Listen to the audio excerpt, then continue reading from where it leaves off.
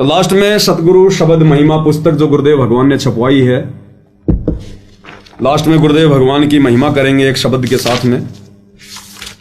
मन तू पावेगा अपना किया रे, भोगेगा अपना किया रे। मन तू पावेगा अपना किया रे, भोगेगा अपना किया रे। कि भाई अब तू जैसा कर्म करेगा, देखो ये तो जगत वालों के लिए कहा परमात्मा ने, जिन लोगों को तत्व ज्ञान नहीं है, जिनको सच्चा गुरु प्राप्त नहीं है, कि भाई जैसा कर्म करोगे वैसा ही फल भोगोगे। लेकिन गुरुदेव ने तो हमें तत्व ज्ञान दे दिया, अपनी शरण में ले लिया, धर्म कर्म की लाभ हानि की, अच्छे बुरे कर्मों की जानकारी दे दी, तत्व ज्ञान रूपी टॉर्च दे दी हमें। अगर कोई भ्रमित भी करना चाहे, गुरुजी के वचनों के विरुद्ध हमें अगर वो लगाना चाहे, तो गुरुदेव ने कहा कि पहले मेरे वचनों से तोल लेना, सत्संगों से विचार कर लेना, इस वहम में मत रहना कि ये तो गुरुजी का बेटा है, गुरुजी की बेटी है, मेरी गुरु बहन है, ये गुरु माता है, ये मेरा कोऑर्डिनेटर है, यहां कोई किसी का नहीं है। अपने शरीर की छाया भी काल है, काल। फिर कहां गुरुजी का परिवार आ गया? अगर गुरु को मानुष मानोगे तो गुरु का परिवार दिखाई देगा। जिस दिन गुरु को परमात्मा मान लिया, आप और हमारे जैसे 2 कोटि के जीव दिखाई देंगे, वो गुरुजी के बेटा बेटी। ये भगवान इस गंदे लोक में बच्चे पैदा करने नहीं आता, सतलोक से चलकर ये बच्चे पैदा करने नहीं आता। ये तो परमेश्वर एक लीला करके दिखा रहे हैं वर्तमान में, आप और हम तक ये ज्ञान पहुंचाने के लिए। तो अंधे होके चलेंगे तो फिर वही होगा। और सतगुरु के भगत होकर फिर यदि हम गलती कर रहे हैं, जगत वालों से कई गुना ज्यादा पाप के भागी बनते हैं, फिर हम कई गुना ज्यादा पाप के भागी। मन तू पावेगा अपना किया रे, भोगेगा अपना किया रे। मन तू पावेगा अपना किया रे, भोगेगा अपना किया रे। कि तेरा किया तू ही भोगेगा, तेरा भगत भाई भी तेरा सहयोगी नहीं बनेगा, नहीं बंटवाएगा।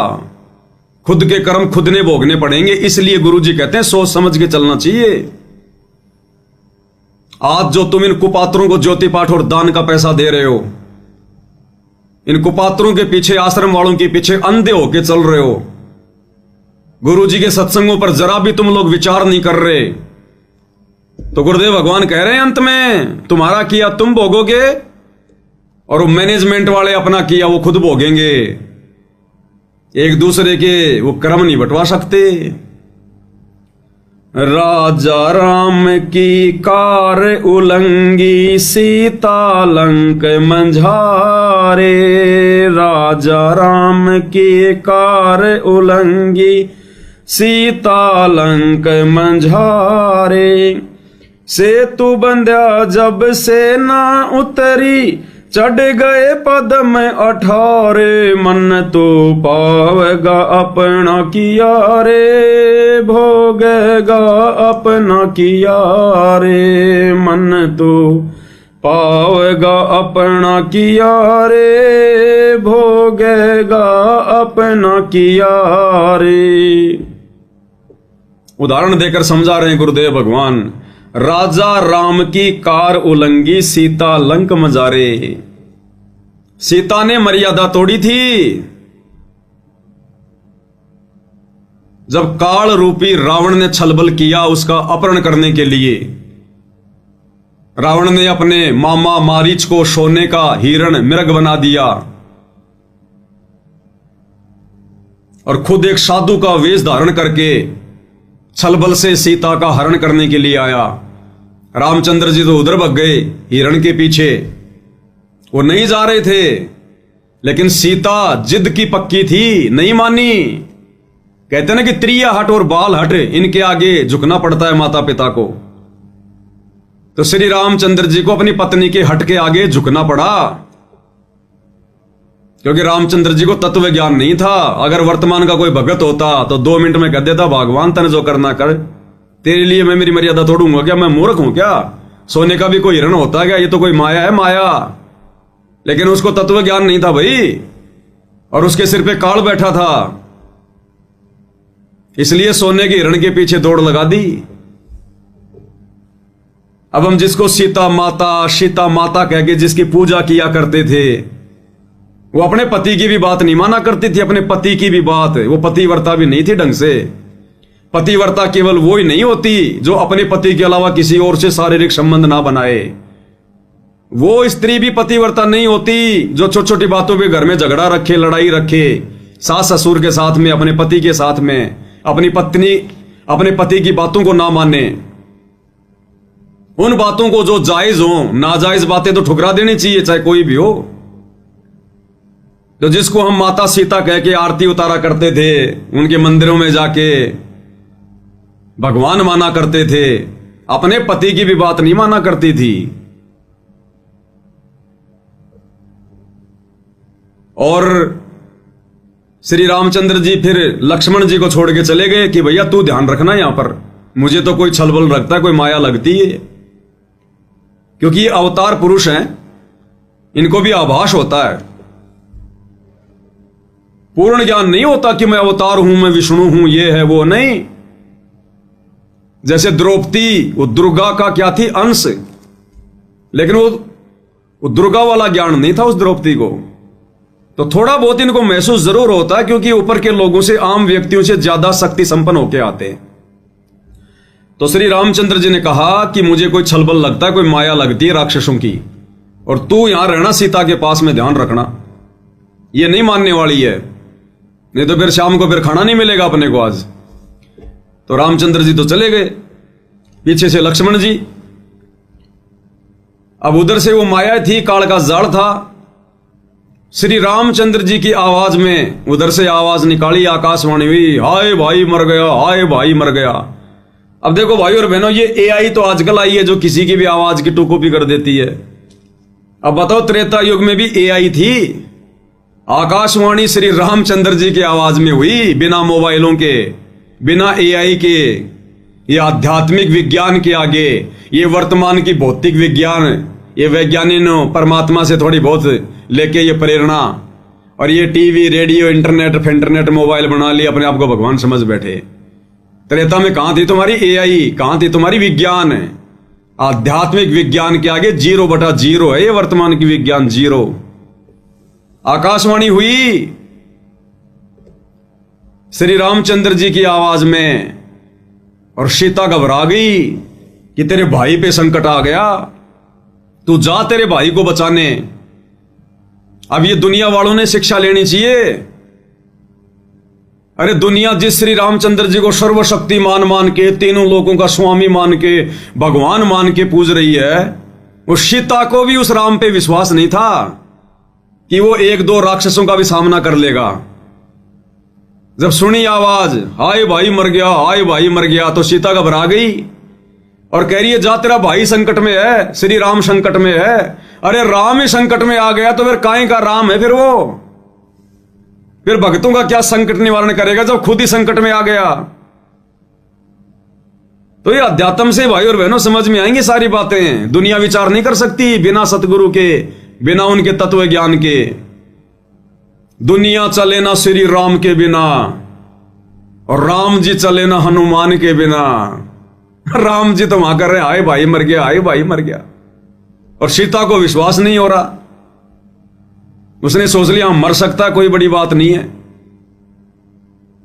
और लक्ष्मण को बोले तू जा। लक्ष्मण बोला, नहीं भाभी, मुझे कोई काल का षड्यंत्र लगता है, ये कोई माया है, मेरे भाई पे संकट नहीं आ सकता। तो गुरुदेव ने बताया, अंत में सीता ने ऐसी कटी जली बातें कह दी कि तू तो ये चाहता कि तेरा भाई मर जाए और तू मुझे अपनी पत्नी बना ले, तेरी नीयत में खोट है। अंत में यहां तक सीता ने बोल दिया, जिसको हम माता कह के जिसकी पूजा करते हैं। अरे जिस माता सीता का अपने देवर के साथ में ऐसा व्यवहार है, आप और हम कलयुग के भगत उसके क्या लगे? कितनी मंदिर में जाके घंटियां खुड़कवा लो, कितनी जय राम सीताराम कर लो, कुछ नहीं होने वाला।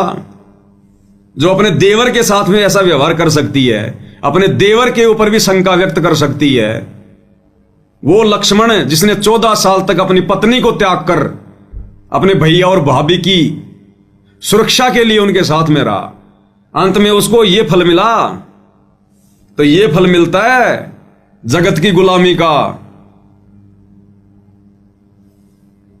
अंत में बेचारा दुखी होकर चला गया,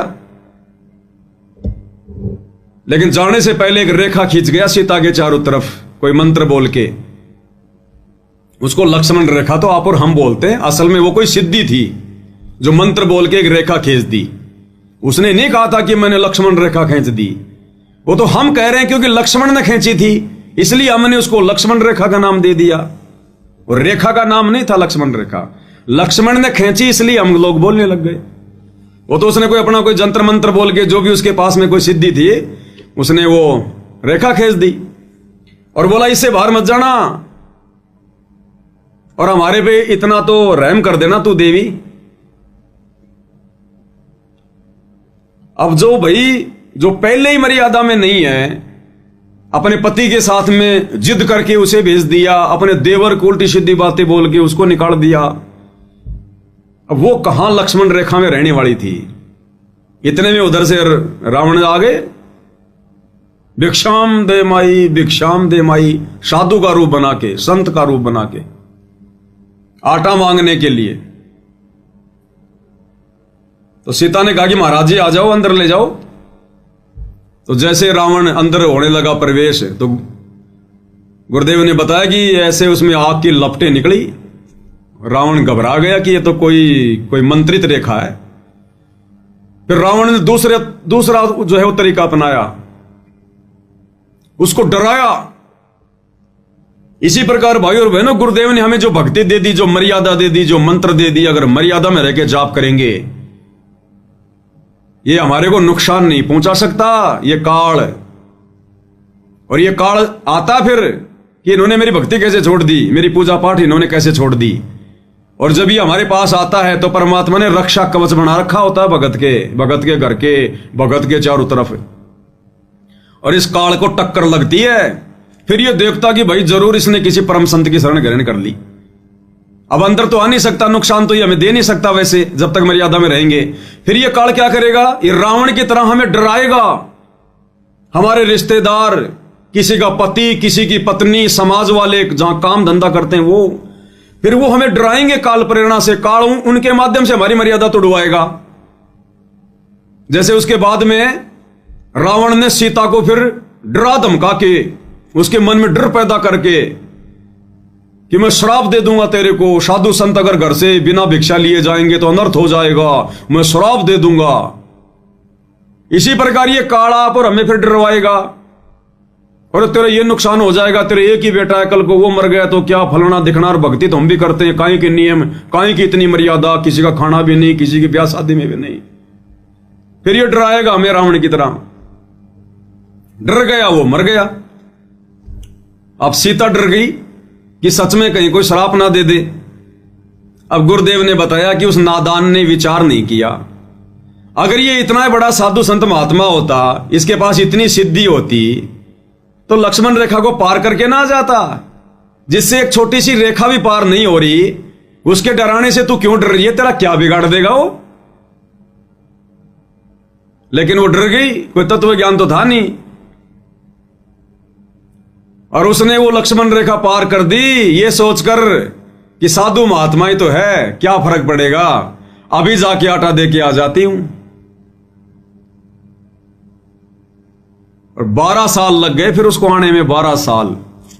जो ये सोच रही थी ना क्या फर्क पड़ता है, अभी गई अभी आई, 12 साल लग गए और करोड़ों व्यक्ति मरवा दिए। करोड़ों व्यक्ति उनका पाप अपने सिर पर और धर लिया। तो इसी प्रकार गुरुदेव भगवान कहते हैं, भोगेगा अपना किया रे, पावेगा अपना किया रे। कि गुरु ने तो भक्तों को मर्यादा दे दी, भक्ति दे दी, धर्म कर्म की लाभ आने की जानकारी पर बता दी। काल तुम्हें कब नुकसान पहुंचाएगा, कब नुकसान नहीं पहुंचा सकता। अब अगर तुम हल्के में लोगे सीता की तरह इन मर्यादाओं को, कि क्या फर्क पड़ता है, छोटी सी तो मर्यादा है, क्या फर्क पड़ता है, स्टेडियम में तो बनाना है, क्या फर्क पड़ा है, हमारी 36 बिरादरी के भाई हैं, चलो आरक्षण में, अरे क्या फर्क पड़ा है, बना दो जाटों की धर्मशाला, खूब पैसा आ रहा है, क्या फर्क पड़ा है, परशुराम की जयंती में अब गैर भाई, अरे कबीर जी की जो जयंती मना रहे हैं वो नकली कबीर पंथी सिरसा में, चलो क्या फर्क पड़ता है, बैठो बसों में। ये फर्क हिस्सा पड़ेगा नानी आधा होगी आने वाले समय में। नानी अभी बैटरी चल रही इसलिए तुम्हें फर्क दिखाई नहीं दे रहा। तो सीता ने सोचा क्या फर्क पड़ा है, रावण ने डाल ली फिर अपने कंधे पे और लंका में जा टेकी, लंका में। और 10 साल तक उसके बाग में ना ढंग से नहाना, ना पीना, ना खाना, ऐसी दुर्गति हुई। और 2 साल तक फिर वो लड़ाई चली और करोड़ों लोग मरे, करोड़ों लोग। तब जाके वो सीता वापस घर पे आई। तो इसी प्रकार भाई और बहनों, ये जो शब्द है ना, एक एक लाइन के अंदर एक एक कथा है, शिक्षा है। तो हम भक्तों ने भी कितनी सावधानी बरतनी पड़ेगी, हल्के में ले लेनी। वो लक्ष्मण रेखा थी तो ये सतगुरु रेखा है, मर्यादा। ये जो मर्यादा गुरुदेव ने दे दी ना, ये गुरु रेखा है, सतगुरु रेखा है। वो लक्ष्मण रेखा थी तो ये सतगुरु रेखा है। वो लक्ष्मण ने खींची थी, ये सतगुरु ने बताई है। तो लक्ष्मण रेखा तोड़ने से अगर इतना नुकसान हो सकता है तो सतगुरु रेखा तोड़ोगे तो क्या होगा, उससे कई गुना ज्यादा, अनंत गुना ज्यादा। इसलिए मर्यादाओं की आवश्यकता है भक्ति मार्ग में। और रावण का भी सत्यानाश नहीं होता। अकेली सीता के अपहरण करने से रावण का सत्यानाश नहीं होता। रावण का सत्यानाश गुरुदेव ने बताया, उसने साधु संत महात्माओं की वेशभूषा बना के उसने साधु बाणे को उसने लज्जित किया, उसने अन्नदेव का अपमान किया। वो कुकर्म करने के लिए काल तो साधु महात्माओं को भी बदनाम करवाना चाहता था ना उस समय, कि लोगों का भक्ति से विश्वास उठ जाए। इसलिए रावण को उसने प्रेरणा की कि तू संत का रूप बना, ताकि संतों से लोगों का विश्वास उठ जाए। और संत रूप में भगवान धरती पे आता है, तो ये काल की चाल थी। तो रावण को इस बात की सजा मिली कि उसने संत वेशभूषा को बदनाम करना चाहा, जिस वेशभूषा में यहां परमात्मा आता है। क्योंकि सत्ययुग, त्रेता और द्वापर में परमात्मा उसी वेशभूषा में उसी प्रकार से आते हैं, साधु संत महात्मा ऋषि का रूप बना के। काल ने उसी को बदनाम जो है वो करवाना चाहा। तो पहली सजा तो इस बात की मिली कि उसने संत वेशभूषा का उसने दुरुपयोग किया। जिस साधु बाणे में लोगों को ज्ञान समझाना था, धार्मिक काम करने थे, उसने सीता का अपहरण करने जैसा दुष्कृत्य किया। दूसरा, सीता का अपहरण करने के लिए उसने अन्नदेव का सहारा लिया, आटा, अन्न, इसलिए उसको सजा मिली। उसने अन्नदेव का उसने अपमान किया, अन्न के बहाने कि भिक्षाम दे माई, आटा दे। उसने अन्नदेव का अपमान किया, इसलिए फिर रावण की भी दुर्गति हुई। तो परमेश्वर आप और हमें समझाना चाहते हैं शब्द के माध्यम से। गुरुदेव का मकसद को रामायण समझाना नहीं है, ये रामायण तो हमने बहुत पढ़ रखी है। इन उदाहरणों के माध्यम से गुरुदेव समझाना चाहते हैं कि तुम्हारे साथ भी वही है। तुम अपने आप को सीता समझ लेना, हम भगत है सीता, और हमारे गुरुदेव हैं लक्ष्मण, जिन्होंने भक्ति देके और हमारे को मर्यादाओं में बांध दिया कि इस मर्यादाओं से बाहर मत जाना। जब तक हंसा हमारी आना और काल लगे ना तेरा बाणा।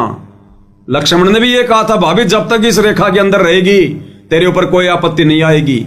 और गुरुदेव भी यही कहते हैं कि जब तक मेरी आन कान में रहोगे, मेरी मर्यादाओं में रहोगे, काल तुम्हारा कुछ नहीं बिगाड़ सकता। और रावण समझ लेना, काल वो छलबल करके और लक्ष्मण रेखा से बाहर निकालेगा, सतगुरु मर्यादाओं से, सतगुरु रेखा से बाहर निकालेगा। और अगर मर्यादाओं से बाहर निकले इन मैनेजमेंट वालों की तरह, फिर देखना चोटी पकड़ पकड़ के ले जाएगा, समय आते ही चोटी पकड़ पकड़ के। सतगुरु कुछ नहीं करेगा। जैसे लक्ष्मण की लक्ष्मण रेखा तोड़ी तो लक्ष्मण भी बचाव नहीं कर पाया और राम भी बचाव नहीं कर पाया। तो सतगुरु की अगर रेखा तोड़ेंगे, मर्यादा तोड़ेंगे, सतगुरु कुछ नहीं करेगा। तो कहते हैं राजा राम की कार उलंगी और सीता लंक मंजारे, और सेतु बंध्या जब सेना उतरी चढ़ गए पदम 18 पदम सेना गई थी, 18 पदम। और सेतु बंध्या जब सेना उतरी, गुरुदेव ने विस्तार से हमें सत्संगों में बता रखा है कि मुनिंदर ऋषि के रूप में श्री रामचंद्र जी का पुल भी कबीर परमेश्वर ने बनवाया, अपने गुरुदेव भगवान ने बनाया, जो उस समय मुनिंदर ऋषि के रूप में आए हुए थे। यानी सारे कार्य करने वाले ये परमेश्वर ही हैं।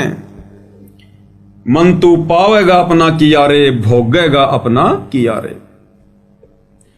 लंका तोड़ बिलंका रे तोड़ी, महारावण से मारे। लंका तोड़ बिलंका रे तोड़ी, महारावण से मारे। 10 मस्तक रावण के काटे, विभीषण को राज दिया रे। मन तो पावेगा अपना किया रे, भोगेगा अपना किया रे। मन तो पावेगा अपना किया रे, भोगेगा अपना किया रे। अब ये सारे कार्य करने वाले कबीर भगवान सतगुरु रामपाल जी थे। श्री रामचंद्र जी की, विष्णु जी की औकात नहीं थी कि वो रावण को मार के और सीता को वापस लेकर आ जाए। ये कार्य भी कबीर भगवान ने किया, राम का रूप बना के, जो गुरुदेव ने हमें सुख संवेद से पढ़ाया, गरीबदास जी की वाणियों से। लंका तोड़ बिलंका रे तोड़ी, महारावण से मारे। रावण का भाई था महारावण, वो पाताल लोक में रहता था। पाताल लोक का राज्य था उसके पास, रावण के भाई का, महारावण का। तो गुरुदेव कहते हैं पहले तो लंका तोड़ी और उसके बाद में बिलंका तोड़ी, महारावण की नगरी। और रावण को भी मारा और महारावण को भी मारा। किसने? कबीर भगवान ने। जो कबीर भगवान वर्तमान में सतगुरु रामपाल जी के रूप में आए हुए हैं, इन्होंने ही रावण को भी मारा श्री राम का रूप बना के, और महारावण को भी मारा पाताल में जाके, हनुमान जी का रूप बना के। और पाताल लोक में महारावण को मारकर लक्ष्मण और राम को छुड़वा कर कौन लाया? कबीर भगवान सतगुरु रामपाल जी। ये परमेश्वर करता है सारे कार्य, और कोई नहीं है यहां करने वाला। परमात्मा कहते हैं सारे खेल हमने किए, हमसे मिले सो निश्चय जिए। एक छोटा सा सत्संग गुरुदेव भगवान के मुख कमल से, ताकि हमें विश्वास हो कि भाई ये करे करावे साइया, मन में लहर उठा, दादू सिर दर जीव का आप बगल हो जा। सारे खेल करने वाले यही कबीर भगवान है। सुनिएगा। और फिर ये भी कहा परमात्मा ने कि हमने ही रावण को मारा। काफी दिन हो गए थे युद्ध होते ने, रावण श्री रामचंद्र जी पर मरा नहीं था। तब परमेश्वर कहते हमने ही उसे राम को के माध्यम से, यानी अपनी उसका हमने तीर ठोका उसका, और मारता दिखा था श्री राम, निशाना हमने साधा था उसका, तब वो रावण मरा था। क्या बताते हैं? हम ही रावण मार लंका पर करी चढ़ाई, हम ही 10 सिर मार देवतन की बंद छुटाई।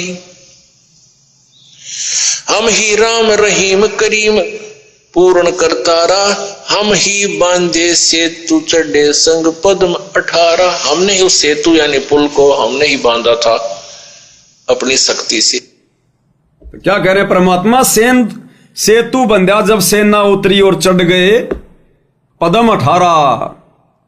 तो क्या कह रहे हैं गुरुदेव कि तुम्हारे राम से, विष्णु से तो रावण भी नहीं मर रहा था, और 6 महीने हो गए थे रावण की नाभि में तीर से निशाना लगाते हुए श्री रामचंद्र जी को।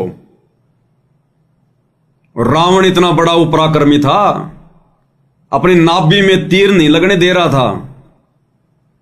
राम को तो यह भी नहीं पता था ये मरेगा कैसे। बहुत दुखी हो गया था, रोने लग गया था कि भगवान ये राक्षस तो मरता ही नहीं है। तब विभीषण ने बताया कि इसकी नाभि में अमृत कुंड है, जब तक तीर मार के उसको नहीं सुखाओगे ये नहीं मरेगा। ये पता होने के बाद भी 6 महीने हो गए श्री रामचंद्र जी को उसके नाभि में तीर मारते हुए। लाखों तीर मार दिए होंगे, रावण ने नाभि में तीर नहीं लगने दिया। अंत में फिर रोने लग गए कोने में बैठ के श्री रामचंद्र, गुरुजी कहते हैं। और जब ये आत्मा पुकार करती है तब वो परमात्मा सुनता है। राम कृष्ण सतगुरु शहजादे, भक्ति कारण यूं हुए पियादे। ये भी बेचारे भक्ति के लिए निकले थे, कलयुग की पिछली पीढ़ी में भी आए थे, लेकिन रह गए, फिर काल ने ठग लिया, मर्यादा तोड़ दी, काल के हत्थे चढ़ गए, बन गए ब्रह्मा विष्णु महेश, फिर ऐसे दुर्गति करता है इनके नीचे भेज के। लेकिन फिर परमात्मा अपनी आत्माओं के पीछे पीछे दौड़ता रहता है। गोता मारूं स्वर्ग में, जा बैठूं पाताल, गरीब दास ढूंढता फिरूं अपने हीरे मोती लाल, और पहुंचूंगा क्षण एक में जन अपने के काज, हिरणा कुश उधर विदारा, नरसिंह जी उधर लूं साज। तो आत्मा तो परमात्मा की है, चाहे विष्णु हो, चाहे ब्रह्मा हो, चाहे शिव हो, चाहे राम हो, चाहे कृष्ण हो। परमात्मा पहुंच गए वहां पर सूक्ष्म रूप में, और रामचंद्र जी ने फिर लगाया निशाना, तो परमात्मा ने पकड़े फिर उसके तीर कमान, उसके हाथ, उसके हाथों पे धरा अपना हाथ, दुनिया को दिखाई दे रहा है रामचंद्र, और निशाना मारा कबीर भगवान सतगुरु रामपाल जी ने, और एक ही तीर में वो रावण चित्त। तो गुरुदेव कह रहे हैं, राजा राम की कार उलंगी, सीता लंक मंजारे, सेतु बंध्या जब सेना उतरी, चढ़ गए पदम अटारे, मन तू पावेगा अपना किया रे, भोगेगा अपना किया रे। तो सारे खेल गुरुदेव भगवान ने किए, परमात्मा ने किए। आज हमें वो समर्थ प्राप्त है, वो समर्थ भगवान। इस तत्व ज्ञान से पता चलेगा अब हम जिनकी झूठी महिमा किया करते थे, रामलीला, रामायण, श्री कृष्ण लीला, सुधा सागवत, भागवत, हम तो झूठी महिमा दे रहे थे 3 लोगों के भगवानों को। असली महिमा के अधिकार ये कबीर भगवान सतगुरु रामपाल जी हैं, और पूरी दुनिया जानेगी आने वाले समय में, मानेगी। मन तू पावेगा अपना किया रे, भोगेगा अपना किया रे। तो लंका तोड़ बिलंका रे तोड़ी, लंका को भी ध्वस्त गुरुदेव भगवान ने किया, और महारावण से मारे, रावण को भी मारा और महारावण को भी मारा। हम रमेणी में पढ़ते हैं ना, असुर निकंद रमेणी में, रावण महारावण से मारे, और 10 मस्तक रावण के काटे, विभीषण को राज दिया रे। रावण के 10 मस्तक भी भगवान ने काटे, कबीर भगवान ने। अन्यथा शंकर जी का वरदान रामचंद्र जी कैसे काट देगा उसके शीश? वो तो अवतार रूप में आए हुए थे सीमित शक्तियां लेके। तो कबीर भगवान सतगुरु रामपाल जी ने ही श्री रामचंद्र जी का रूप बनाकर सूक्ष्म और 10 मस्तक रावण के काटे थे, क्योंकि वो 10 मस्तक काटे बिना नाभि में तीर नहीं लग सकता था। और विभीषण को राज दिया रे। और रावण के मरने के बाद में लंका का राजा विभीषण को वो राज्य दशरथ पुत्र रामचंद्र ने नहीं दिया। ये परमात्मा बुद्धि चेंज करता है।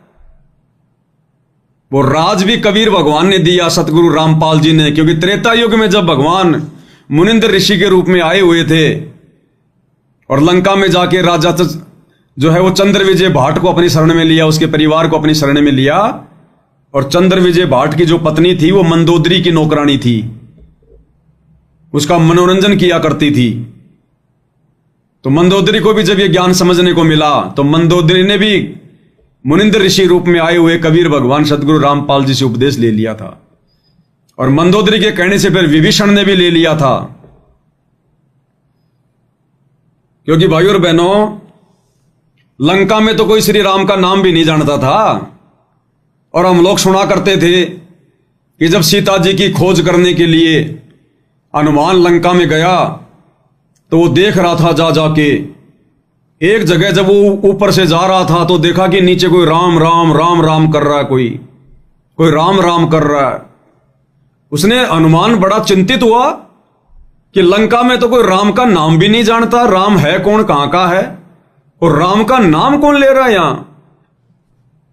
वो गया वहां पर, छुप के सुना, देखा, फिर बातचीत हुई। तो लोग फिर शंका करते हैं कि जब राम का कोई नाम ही नहीं जानता था, कभी राम कभी लंका में गया ही नहीं था उससे पहले, तो रावण का भाई कैसे राम राम राम राम जाप कर रहा था। तो अब गुरुदेव ने अपने तत्व ज्ञान में बताया कि तेरी सीता के हरण से पहले मुनिंद्र ऋषि के रूप में जाके विभीषण को और मंदोदरी को इस कबीर भगवान सतगुरु रामपाल जी ने जाकर जो है नाम उपदेश दे दिया था। और उस समय परमात्मा ने यही मंत्र देने थे उनको भक्ति पे लगाए रखने के लिए, क्योंकि वो विष्णु को ही भगवान मानता था। इसलिए राम नाम का जाप दे दिया होगा परमात्मा ने, वो राम राम राम राम कर रहा अपना। ये 5 मंत्र, ये शतनाम और ये सारनाम तो वर्तमान कलयुग की पिछली पीढ़ी में देना होता है भगवान ने। इससे पहले तो छींट भी नहीं देता भगवान। उससे पहले तो वही मंत्र देता जिनको वो भगवान मान के पूजते हैं, ताकि इनकी आस्था बनी रहे। तो ये आदि राम पूछ गया था उससे पहले, राम राम शब्द जगत बखाने, आदि राम कोई बिरला जाने। ये आदि राम कबीर भगवान सतगुरु रामपाल जी ये भिन्न भिन्न वेश धारण करके और ये परमात्मा अपनी आत्माओं को शत भक्ति से जोड़ते हैं। तो वो राज्य भी उसके बाद में, रावण के मरने के बाद वो राज्य भी उस भक्ति के कारण, विभीषण के दास भाव के कारण इस कबीर भगवान सतगुरु रामपाल जी ने बख्शा, राम के अंदर वो प्रेरणा करके। अन्यथा रामचंद्र और लंका का राज्य दे दे। सोचो भाई और बहनों, जो रामचंद्र सीता जी को वापस लाकर अश्वमेध यज्ञ कर रहा है, और अश्वमेध यज्ञ क्यों की जाती थी?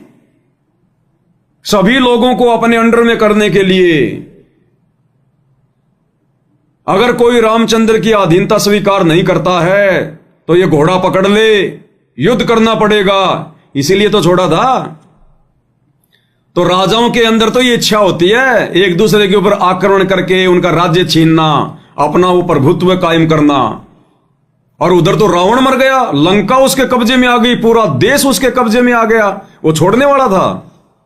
कभी नहीं छोड़ने वाला था। अपने भाई को बैठा देता, किसी और को बैठा देता वहां पर। लेकिन परमात्मा ने प्रेरणा की उसके अंदर कि विभीषण ने तेरा साथ दिया है, अपने भाई का साथ छोड़कर, जो कि अधर्मी था, और इसने धर्म का साथ दिया है, इसलिए यहां का राज्य इसी को देना चाहिए। इसलिए परमात्मा ने राम के अंदर सत्प्रेरणा करके विभीषण को राज्य दिलाया। तो प्रेरणा किसकी? कबीर भगवान सतगुरु रामपाल जी की। करे करावे साइया मन में लहर उठा, दादू सिर दर जीव के आप बगल हो जा। और लोग कहते हैं ना कि रामचंद्र जी बड़े दयालु थे। काहे के दयालु थे भाई? इतिहास पढ़ोगे तब पता चलेगा। गुरुदेव भगवान ने क्या बताया, आप जी गूगल पे जाके सर्च कर लेना। अश्वमेध यज्ञ जब किया जाता था, जिसमें वो अश्व छोड़ा जाता था, अश्व यानी घोड़ा, वो घोड़ा छोड़ा जाता था उसके गले में बांध के पट्टी। और जब वो अश्वमेध यज्ञ वाला घोड़ा जब पूरी पृथ्वी पे घूम के वापस आता था, और जिस दिन वो अश्वमेध यज्ञ होता था, उस दिन उस घोड़े की बलि दी जाती थी। उस घोड़े को काटा जाता था और उसके मांस को प्रसाद के रूप में बांटा जाता था। ये जानकारी तो आप जी गूगल पे जाके भी देख लेना कि अश्वमेध यज्ञ के बाद में उस घोड़े का क्या किया जाता था। तो रामचंद्र जी ने अश्वमेध यज्ञ किया था, भैंस यज्ञ नहीं किया था। तो काहे के दयालु थे, काहे की दया थी? वो तो जीव हत्या करते थे, जो हत्या करता वो खाता भी होगा। अरे जो लोगों को मांस बांट रहा है घोड़े का, वो प्रसाद बना बना के, तो खुद क्यों नहीं खाता होगा? अब ये हाल था इनका, जिनको हम भगवान मान के पूज रहे थे, परमात्मा मान के पूज रहे थे। दया धर्म की कोई चीज नहीं। तो अब पता चलता है इस परमात्मा के तत्व ज्ञान से, भगवान की शरण में आने से। तो परमात्मा कहते हैं, लंका तोड़ बिलंका रे तोड़ी, महारावण से मारे, 10 मस्तक रावण के काटे, विभीषण को राज दिया रे। गुरुदेव कहते हैं ना, जय तन चाहिए राजपाट तो धर ले ध्यान हमारा। इस परमात्मा की भक्ति से ही मिलेगा राजपाट भी। बाकी राजनेताओं की रैलियों में धक्के खाने से, उनके चरण चाटने से सरपंची का पद भी नहीं मिलेगा, सरपंची का भी। ये गुरुजी के दोनों लड़के कहां फूल रहे हैं, चुनाव लड़ने की सोच रहे हैं, और बन भी गए तो निरे अपने कर्म फोड़ोगे, निरे अपने कर्म।